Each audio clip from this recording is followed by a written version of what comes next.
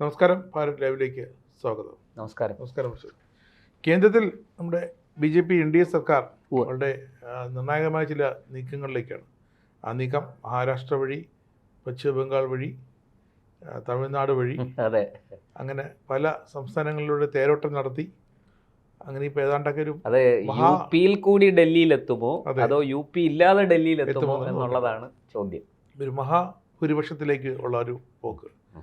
ശരിക്കും രാജ്യസഭയിലും ഏതാണ്ട് രാജ്യസഭയിൽ കംഫർട്ടബിൾ ആയ ഒരു മെജോറിറ്റിയിലേക്ക് കഴിഞ്ഞ ദിവസം തൃണമൂലിന്റെ ഒരു MP, ഒരു വനിതാ MP, പേരെയും വിട്ടുപോയി, അവർ കഴിഞ്ഞ ദിവസം രാജിവെച്ചു. അവരും BJP യിലേക്ക് തന്നെയാണ്. ഇതിലുള്ള MP മാരെ രാജിവെപ്പിച്ച് BJP കാൻഡിഡേറ്റ് ആയിട്ട് എന്തായാലും പശ്ചിമബംഗാൾ സർക്കാരിനും ഗുണമാണ്. കാരണം ഈ സർക്കാരിന് 5 ടൈമും MP അവിടെ ഉണ്ടാവും. 5 വർഷവും MP ഉണ്ടാവും. അടുത്ത സർക്കാരിന് പിന്നെ ആലോചിച്ചാൽ മതി. അതെ, ശരിക്കും അടുത്ത കാലത്തൊന്നും ബംഗാളിൽ BJP-യെ പറിച്ചെറിയാൻ പറ്റില്ല. പകരം പാർട്ടിയില്ല, പകരം ഒരു സംവിധാനം എതിർക്കാൻ പ്രതിപക്ഷം ഇല്ല. തൃണമൂല് രണ്ടായിട്ട് പിളർന്നു. പിന്നെ CPM-നും കോൺഗ്രസിനും വിചാരിച്ചതുപോലെ അവിടെ കയറി വരാൻ കഴിയുന്നില്ല. ഇനി ഈ വരുന്ന 5 വർഷം സമയമുണ്ട്. വേണമെങ്കിൽ CPM-ന് അവരുടെ കേഡറുകളെ ഉണ്ടാക്കിയെടുക്കാം, പഴയ കേഡറുകളെ പുനരുജ്ജീവിപ്പിക്കാം. കോൺഗ്രസിനും അതുപോലെ തന്നെ. കോൺഗ്രസ് എനിക്ക് തോന്നുന്നു CPM-നേക്കാൾ കുറച്ചുകൂടെ ബെറ്ററായ ഒരു അവസ്ഥയിലാണ് ബംഗാളിലെന്നാണ് ഞാൻ മനസ്സിലാക്കുന്നത്. കോൺഗ്രസ്സിന് കുറച്ചുകൂടെ MLA-മാരെയും 1-2 MP-മാരെയൊക്കെ ജയിപ്പിക്കാൻ സാധിച്ചേക്കും. പ്രത്യേകിച്ചും അധീർ രഞ്ജൻ ചൗധരിയെ പോലൊരു നേതാവ് ബംഗാളിൽ സ്റ്റിക്ക് ഓൺ ചെയ്ത് പ്രവർത്തിക്കുകയാണെങ്കിൽ, അദ്ദേഹത്തിന് പ്രവർത്തന സ്വാതന്ത്ര്യം കോൺഗ്രസ് ഹൈക്കമാൻഡ് അനുവദിച്ചാൽ, അദ്ദേഹം പറയുന്ന സ്ട്രാറ്റജിയെ അവർ അംഗീകരിച്ചാൽ കോൺഗ്രസിന് ചെറിയൊരു ഭാവിയുണ്ട്. അദ്ദേഹം പറഞ്ഞ് അംഗീകരിക്കത്തോണ്ടാണല്ലോ ഇപ്പം മമത ഒരു കാരണം മമതയെ ഭയന്നാണല്ലോ ഇന്ത്യ മുന്നണി അധീർ രഞ്ജൻ ചൗധരിയെ തലപൊക്കാൻ അനുവദിക്കാതെ. പക്ഷെ എന്ത് പറഞ്ഞാലും കേന്ദ്ര സർക്കാർ ഇപ്പോൾ ഒരു വ്യക്തമായൊരു പാർലമെന്റിൽ വ്യക്തമായൊരു ഭൂരിപക്ഷത്തിലേക്ക് പോയിക്കൊണ്ടിരിക്കുന്നത്. ഏറ്റവും പുതിയ വിവരങ്ങൾ എന്തൊക്കെയാണ്? അതായത് നമുക്ക് ഇവിടെ എല്ലാവരും ചർച്ച ചെയ്യുന്നത് 3/2 ഭൂരിപക്ഷം കേന്ദ്രത്തിൽ പാർലമെന്റിൽ BJP NDA മുന്നണി BJP നയിക്കുന്ന NDA മുന്നണി നേടി എന്നുള്ള അർത്ഥത്തിലാണ് വാർത്തകൾ വരുന്നത്. ശരിയാണ്, അത് BJP ഏതാണ്ട് ഉറപ്പിച്ചു വച്ചിരിക്കുകയാണ്. പക്ഷെ പുറമേക്ക് അതിൻ്റെ ഒരു അനുരണനങ്ങളൊന്നും കാണുന്നില്ല, അല്ലെങ്കിൽ അതിൻ്റെ ഒരു സൂചനകളൊന്നും നൽകുന്നില്ല. കാര്യങ്ങൾ വളരെ ഗോപ്യമായിട്ട് കൊണ്ടുപോവാണ് BJP. അപ്പോൾ ഇവിടെ ശരിക്കും 3/2 ഭൂരിപക്ഷം BJP-ക്ക് കിട്ടിയോ എന്നുള്ളതിനേക്കാൾ കൂടുതൽ നമ്മൾ ചിന്തിക്കേണ്ടതും അറിയേണ്ടതും എന്തിനു വേണ്ടിയിട്ടാണ് ഈ 3/2 ഭൂരിപക്ഷം. BJP-ക്ക് ഇപ്പോൾ ഭരിക്കാനുള്ള കംഫർട്ടബിൾ മെജോറിറ്റി ഉണ്ട്. ഒരു ബില്ല് കൊണ്ടുവന്നാൽ പാസ്സാക്കാൻ പറ്റും, അവിടെ ഒന്നും വിഷയമല്ല. അപ്പോൾ ഈ 3/2 ഭൂരിപക്ഷം എന്ന് BJP വാശി പിടിക്കുന്നത് ഭരണഘടനാ ഭേദഗതിക്ക് വേണ്ടിയാണ്. അവിടെ എല്ലാവരും പറയുന്നത് ഈ വനിതാ സംവരണം, അതിലൂടെ മണ്ഡലങ്ങളുടെ എണ്ണം കൂട്ടുക എന്നുള്ളതാണ്. ശരിയാണ്, വനിതാ ബില്ല് കൊണ്ടുവന്ന് 33% സംവരണം വനിതകൾക്ക് ഏർപ്പെടുത്തിക്കൊണ്ട് ഈ സീറ്റുകളുടെ എണ്ണം ഇപ്പോഴുള്ളതിൻ്റെ 50% സീറ്റുകൾ ആഡ് ചെയ്തുകൊണ്ട്, അപ്പോൾ ഇപ്പം നമുക്ക് 543 സീറ്റോ മറ്റോ ആണല്ലോ ഉള്ളത് പാർലമെൻറ്റിൽ. അതിൻ്റെ ഒരു 50% കൂടെ ചേർത്തുകൊണ്ട് ഏതാണ്ട് പിന്നെ ഒരു 800-നടുത്ത് സീറ്റുകൾ, 800-ന് അപ്പുറത്തോ ഇപ്പുറത്തോ നിൽക്കുന്ന വിധത്തിൽ സീറ്റുകളാക്കിക്കൊണ്ട് മുന്നോട്ട് പോവുക. അതിൽ പല സംസ്ഥാനങ്ങളും പല എതിർപ്പുകളും പറയുന്നുണ്ട്. ചിലർക്ക് കുറയും എന്നുള്ള പേടിയുണ്ട്, ചിലർക്ക് കൂടും എന്നുള്ള പേടിയുണ്ട്. അപ്പോൾ UP പോലെയുള്ള സംസ്ഥാനങ്ങളിൽ വലിയ രീതിയിൽ സീറ്റുകളുടെ എണ്ണം വർദ്ധിക്കും എന്ന ഒരു ഭയം ദക്ഷിണേന്ത്യൻ സംസ്ഥാനങ്ങൾക്കുണ്ട്. അതാണ് തമിഴ്നാടൊക്കെ ആശങ്ക പങ്കുവയ്ക്കുന്നത്. എന്നാൽ തമിഴ്നാട്ടിനും ബംഗാളിനും ആനുപാതികമായി സീറ്റ് വർധനയുണ്ട്. കേരളത്തിന് പോലും ഉണ്ട്. അപ്പോൾ സീറ്റ് വർധനവിലല്ല, ആ വർധനവ് എങ്ങനെ, അതിൻ്റെ എത്ര ശതമാനം വർദ്ധിക്കും എന്നുള്ളതാണ് എല്ലാവരെയും പേടിപ്പെടുത്തുന്ന ഒരു കാര്യം. അപ്പോൾ BJP-ക്ക് വലിയ സ്വാധീനമുള്ള സ്ഥലത്ത് BJP സീറ്റുകളുടെ എണ്ണം കൂട്ടും. മറ്റ് BJP-ക്ക് സ്വാധീനമില്ലാത്ത സംസ്ഥാനങ്ങളുടെ എണ്ണം ഇപ്പോൾ കുറവാണ്. അവരെ അങ്ങ് BJP ഒതുക്കിക്കളഞ്ഞാൽ എന്ത് ചെയ്യും? നിങ്ങൾക്ക് ഇത്രേ തരുന്നുള്ളൂ എന്ന് പറഞ്ഞ് BJP കേന്ദ്ര സർക്കാർ അങ്ങനെ ഒരു നിലപാടെടുത്താൽ എന്ത് ചെയ്യും? കേരളത്തിന്റെ പേടി അതായിരിക്കും. കേരളത്തിന്റെ മാത്രമല്ല, തമിഴ്നാട്ടിന്റെയും പേടി അതാണ്, ബംഗാളിന്റെ പേടി അതായിരുന്നു. ഇപ്പൊ പിന്നെ ബംഗാളിന് പേടി മാറി. തൃണമൂലിന്റെ പേടി ശരിക്കും ബംഗാളിന്റെയും തമിഴ്നാട്ടിന്റെയും പേടിയല്ല. തൃണമൂല്, DMK തുടങ്ങിയ പാർട്ടികൾ, കോൺഗ്രസ്, ഇവരുടെയൊക്കെ ഭയം അതാണ്. ഇവർക്ക് സ്വാധീനമുള്ള സംസ്ഥാനങ്ങളിൽ BJP ഈ പറഞ്ഞതുപോലെ ഒരു നിശ്ചിത സംഖ്യയ്ക്കപ്പുറത്തേക്ക് സീറ്റുകൾ കൂടാതെ നോക്കുകയും അതേസമയം BJPക്ക് സ്വാധീനമുള്ള കൗബെൽറ്റ്, ആ കൗബെൽറ്റിൽ സീറ്റുകളുടെ എണ്ണം വല്ലാണ്ട് എന്ന് വെച്ചാൽ രാജസ്ഥാൻ, ഗുജറാത്ത് തുടങ്ങി ഇങ്ങോട്ട് ഉത്തർപ്രദേശ് വഴി ബീഹാർ വരെ, കൂട്ടത്തിൽ മഹാരാഷ്ട്രയും കൂട്ടാം, മധ്യപ്രദേശിനെയും ചേർക്കാം. അങ്ങനെ വരുമ്പോൾ ഈ പ്രദേശങ്ങളിൽ BJP ഗണ്യമായിട്ട് സീറ്റുകൾ വർദ്ധിപ്പിച്ചാൽ BJPയെ ഒരു കാലത്തും പാർലമെൻറ്റിൽ പിടിച്ചു കെട്ടാൻ പറ്റില്ല. BJP എല്ലാ കാലത്തും പാർലമെൻറ്റിൽ വൻ ഭൂരിപക്ഷത്തോടുകൂടി, 2/3 ഭൂരിപക്ഷത്തോടുകൂടി അധികാരത്തിൽ തുടരും. ഇതാണ് ഇവരെ ഭയപ്പെടുത്തുന്ന കാര്യം. അപ്പോൾ ഇവർ ശരിക്കും ഈ ഒരു കാര്യത്തിന് വേണ്ടിയിട്ടാണ് ഇവർ കിടന്ന് ബലം പിടിക്കുന്നത്. ഇല്ലെങ്കിൽ ഇവർക്കും സീറ്റുകൾ കൂട്ടുന്നതിനോട് ഒരു അനുഭാവം ഇവർക്കും ഉണ്ട്. കാരണം അത്ര ആൾക്കാരെ കൂടുതൽ മത്സരിപ്പിക്കാം. നിലവിലെ മണ്ഡലം സ്പ്ലിറ്റ് ചെയ്താണ്. അതെ. അപ്പോൾ ഒരു മണ്ഡലത്തിൽ ഇപ്പോൾ CPM അല്ലെങ്കിൽ കോൺഗ്രസ് ഇപ്പം ഒരു പർട്ടിക്കുലർ മണ്ഡലത്തിൽ നമ്മുടെ ആറ്റിങ്ങൽ മണ്ഡലം വിഭജിച്ച് രണ്ടാക്കുമ്പോൾ അവിടുത്തെ ജയിച്ച സ്ഥാനാർത്ഥി UDF ആണ്, കോൺഗ്രസ് സ്ഥാനാർത്ഥിയാണ്, അടൂർ പ്രകാശ്. അപ്പോൾ ഈ 2 മണ്ഡലങ്ങളിലും കോൺഗ്രസിന് വിജയപ്രതീക്ഷ ഉണ്ടാവാം. കോൺഗ്രസിന് മാത്രമല്ല LDFനും. പക്ഷേ രണ്ടിൽ ഒന്നെങ്കിലും കിട്ടുമല്ലോ. പക്ഷെ അവിടെ തോറ്റ കക്ഷിയുടെ പേടി ഇവിടെ നിന്ന് ഞങ്ങളുടെ പാർട്ടി തോറ്റതാണ്. അപ്പൊ ഇത് രണ്ടായാലും രണ്ടിടത്ത് ഇത് തോറ്റാലോ, അങ്ങനെ ഒരു ആശങ്കയുണ്ട്. പക്ഷെ അത് എല്ലാ കാലത്തും അങ്ങനെ അതിനെ അങ്ങ് പിടിച്ചു വെക്കാൻ പറ്റില്ല. കാരണം ജനസംഖ്യ കൂടുന്നു. BJPക്ക് പിന്നെ അങ്ങനെ ആശങ്കയൊന്നുമില്ല. BJP ആവർത്തിക്കും എന്നുള്ള ഒരു അമിത ആവേശമുണ്ട്. ഇല്ല, BJP കേരളത്തിൽ അങ്ങനെ BJPക്ക് ഒരു ആശങ്കയുമില്ല.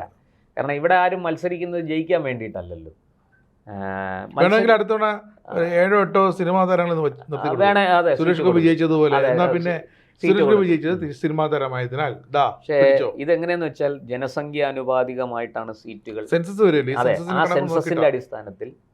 അപ്പോൾ ഞാൻ പറഞ്ഞു വന്നതാണ്, ഈ പറഞ്ഞ വനിതാ സംവരണവും സീറ്റുകളുടെ എണ്ണവുമാണ് എല്ലാവരെയും ആശങ്കപ്പെടുത്തുന്ന ഒരു പ്രധാനപ്പെട്ട കാര്യം. അപ്പോൾ വനിതാ സംവരണത്തിൽ എല്ലാവരും അനുകൂലമാണ്.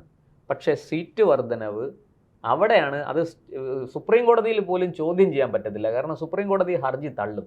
അത് സർക്കാരിൻ്റെ പോളിസിയാണ്, നയമാണ്. നമുക്കൊന്നും ചെയ്യാൻ പറ്റില്ല. ഭരണഘടനാപരമായിട്ട് അതിനകത്ത് ഇടപെടാൻ പറ്റില്ല. തിരഞ്ഞെടുക്കപ്പെട്ട ഒരു സർക്കാരിൻ്റെ നയമാണത്. അപ്പോൾ അവിടെയാണ് ഈ പറഞ്ഞതുപോലെ. പിന്നെ ഈ 2/3 ഭൂരിപക്ഷം BJPക്ക് ഉണ്ടായാൽ മാത്രമേ യൂണിഫോം സിവിൽ കോഡ് കൊണ്ടുവരാൻ പറ്റുള്ളൂ.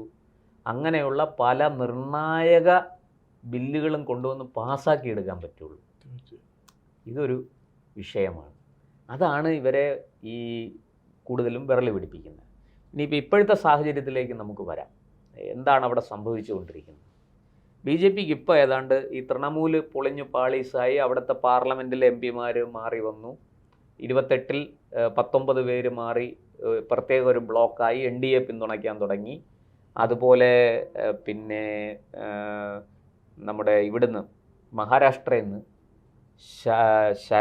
ശിവസേന വിഭാഗത്തിലെ MP-മാർ കുറേ പേര് കൂടോടെ അപ്പുറത്ത് ഷിൻഡെ വിഭാഗത്തിലേക്ക്, ഉദ്ധവ് താക്കറെ വിഭാഗം ഷിൻഡെ വിഭാഗത്തിലേക്ക് ചാടുകയും അവരുടെ പിന്തുണ NDAക്ക് കിട്ടുകയും ചെയ്തു. അതുകൂടാതെ ഇപ്പോൾ പുതുതായിട്ട് വരുന്നൊരു വിവരം, നമ്മൾ നേരത്തെ ഏതാണ്ട് ഒരാഴ്ച മുമ്പേ നമ്മൾ ചർച്ച ചെയ്തതാണ് ആ വാർത്ത. ശരത് പവാർ വിഭാഗം BJPക്ക് പിന്തുണ കൊടുക്കാൻ, അതായത് NCP ഒറ്റക്കെട്ടായി നിന്ന് BJP NDAക്ക് പിന്തുണ കൊടുക്കാം. വിഷയാധിഷ്ഠിത പിന്തുണ. അതായത് 33% സംവരണം. അപ്പോൾ ചിലരൊക്കെ പറയുന്നുണ്ട്, അല്ല ഞങ്ങൾ 50% സംവരണമാണെങ്കിൽ ഞങ്ങൾ പിന്തുണയ്ക്കാം എന്ന് പറഞ്ഞു വരുന്നവരുണ്ട്. ഇരിക്കട്ടെ, ഈ 33% സംവരണം പ്ലസ് മണ്ഡല പുനർനിർണയം, ഇതിന് രണ്ടിനെ അനുകൂലിക്കാം എന്ന് ശരത് പവാർ വിഭാഗം പറയുന്നുണ്ട്. അപ്പോൾ ശരത് പവാർ വിഭാഗത്തിന് 8 MP-മാരുണ്ട്. ആ 8 MP-മാരും ഇങ്ങോട്ട് വന്നാൽ NDA പിന്തുണയ്ക്കാൻ നിന്നാൽ കളി മാറി. ഇപ്പം നിലവിൽ 325 MP-മാരുടെ പിന്തുണയാണ് ടോട്ടൽ NDAക്കുള്ളത്. ഈ തൃണമൂല് പിളർന്ന് വന്നത് ഉൾപ്പെടെ ശിവസേന പിളർന്ന് വന്നത് ഉൾപ്പെടെ 325 MP-മാരുണ്ട്. 360 മാജിക് ഫിഗർ, മാന്ത്രിക സംഖ്യ 360. അപ്പോൾ 360ലേക്ക് എത്തണമെങ്കിൽ ഒരു 35 MP-മാരുടെ കൂടി സഹായം വേണം. അതിൽ 22 MP-മാർ DMKക്കുണ്ട്. ഇനിയുള്ളൊരു വലിയ കക്ഷി എന്ന് പറയുന്നത് DMK ആണ്. കോൺഗ്രസും സമാജ്വാദി പാർട്ടിയും കഴിഞ്ഞാൽ പിന്നെയുള്ളൊരു വലിയ കക്ഷി DMK ആണ്. അപ്പോൾ DMKയുടെ 22 MP-മാർ, DMKയെ സംബന്ധിച്ചിടത്തോളം കയ്യിൽ നിന്ന് ഭരണം പോയി, തമിഴ്നാട്ടിൽ അവർക്ക് ഒരു തിരിച്ചുവരവിന്റെ മാർഗം മുന്നിൽ കൊട്ടിയടക്കപ്പെട്ട നിലയിലാണ്. ദ്രാവിഡ രാഷ്ട്രീയത്തിന് കനത്ത തിരിച്ചടി കിട്ടിയിരിക്കുന്നത്. അതെ, അവിടെ അതുകൂടെ അത് സ്വാഭാവികമായിട്ടും ആര് ജയിക്കുമെന്ന് നമുക്ക് ഊഹിക്കാവുന്നതേ ഉള്ളൂ. അപ്പോൾ DMK എല്ലാ അർത്ഥത്തിലും, മാത്രമല്ല 5 കൊല്ലം വിജയിൻ്റെ കയ്യിലിരിക്കുകയാണ്. വിജയ് എങ്ങനെയെല്ലാം പോലീസിനെ ഉപയോഗിക്കും, അധികാരം ഉപയോഗിക്കും, DMKയെ വേട്ടയാടും എന്നൊക്കെ കാണാനിരിക്കുന്നതേ ഉള്ളൂ.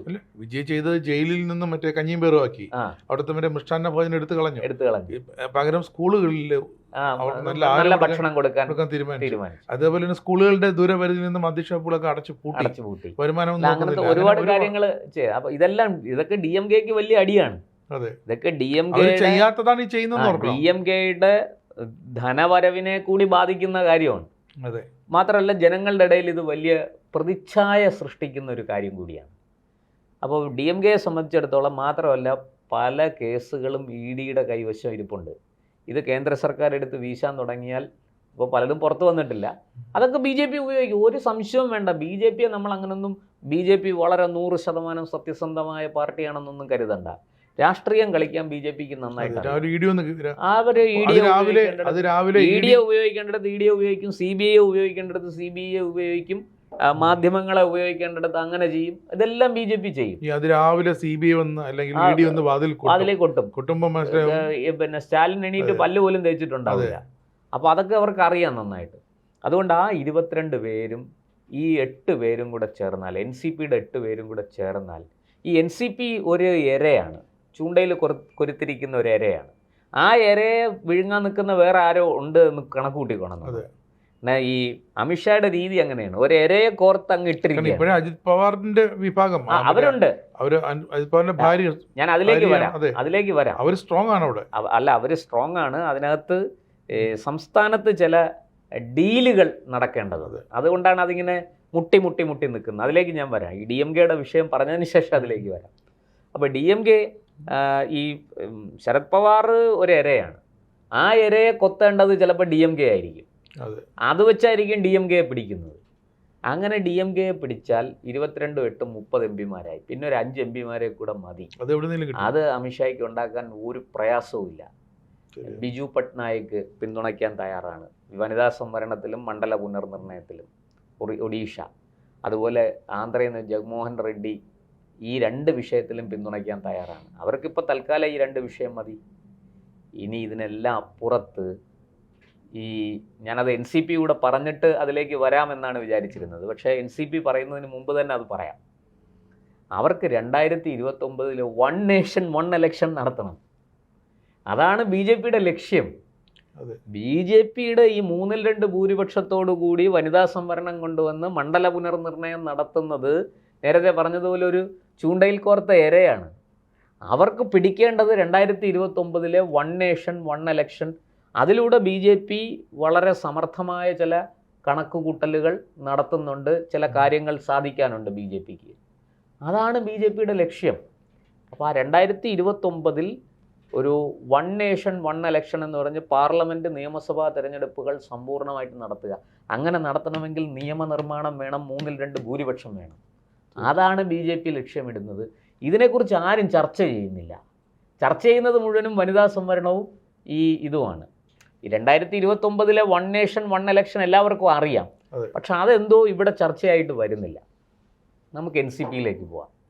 അപ്പോൾ DMKയെ കൊണ്ടുവന്ന് NCPയെ കൊണ്ടുവന്ന് ഇതെല്ലാം ചെയ്ത്, പിന്നെ ഈ പറഞ്ഞ പോലെ 5 MP-മാരുടെ കുറവല്ലേ ഉള്ളൂ, അതൊക്കെ മേക്കപ്പ് ചെയ്യും അവർ.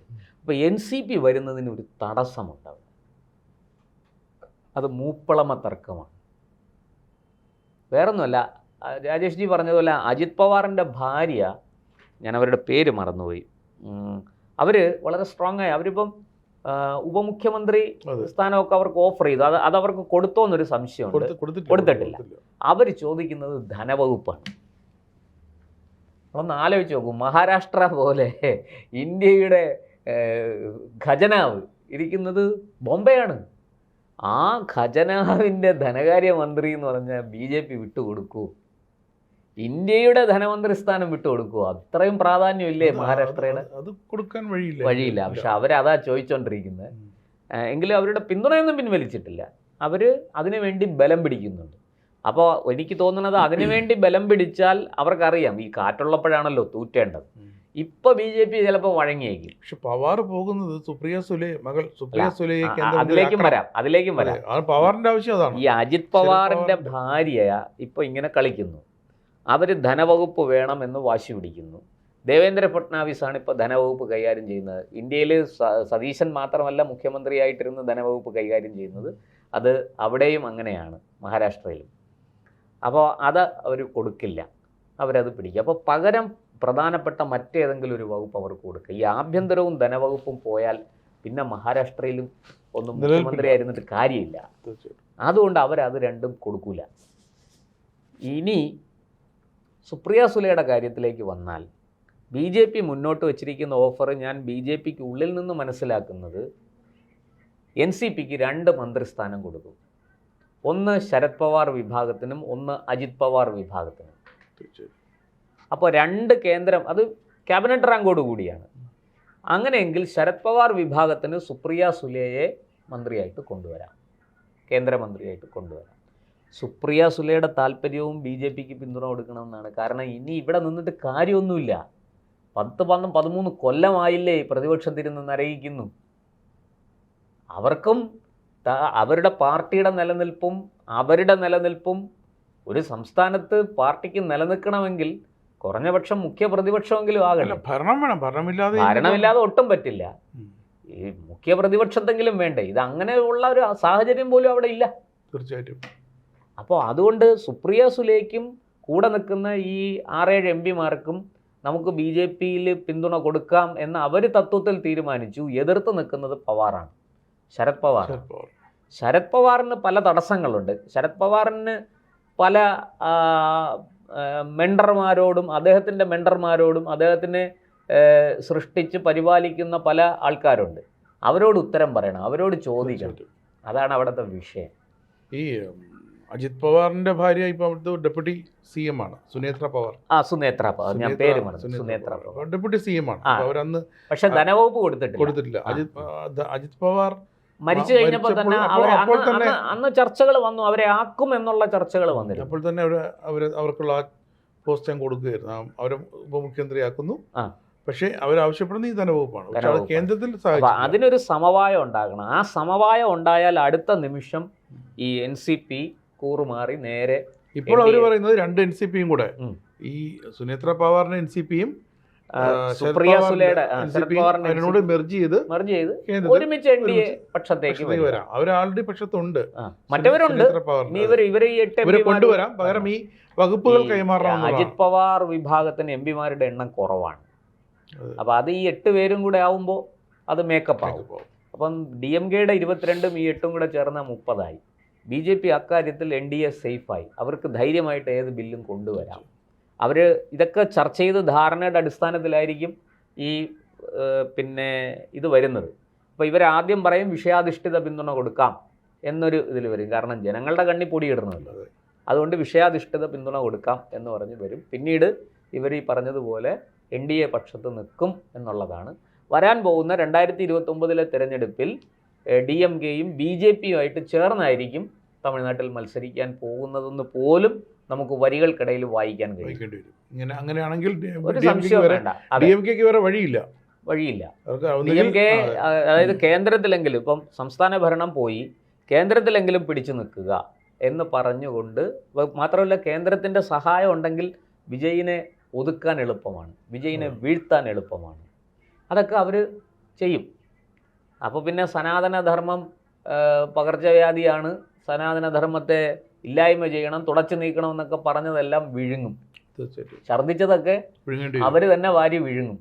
അങ്ങനെ ഒരു സാഹചര്യം കൂടി തമിഴ്നാട്ടിൽ നമുക്ക് കാണാം വൈകാതെ. 2029 അത് പോകുമെന്ന് തോന്നണില്ല എനിക്ക്. ഈ തരത്തിൽ കേന്ദ്രത്തിൽ ഒരു വലിയ മാറ്റം, രാഷ്ട്രീയമായ ഒരു വലിയ ഒരു എന്താ പറയുക, ഒരു ട്വിസ്റ്റ് ഉണ്ടാകാൻ പോവുകയാണ്. അത് ഏതാണ്ട് ഉണ്ടായിക്കഴിഞ്ഞു. ഇനി അതിൻ്റെ ഒരു ഔദ്യോഗികമായ ഒരു രൂപം പുറത്തു വരണമെന്ന് മാത്രമേ ഉള്ളൂ.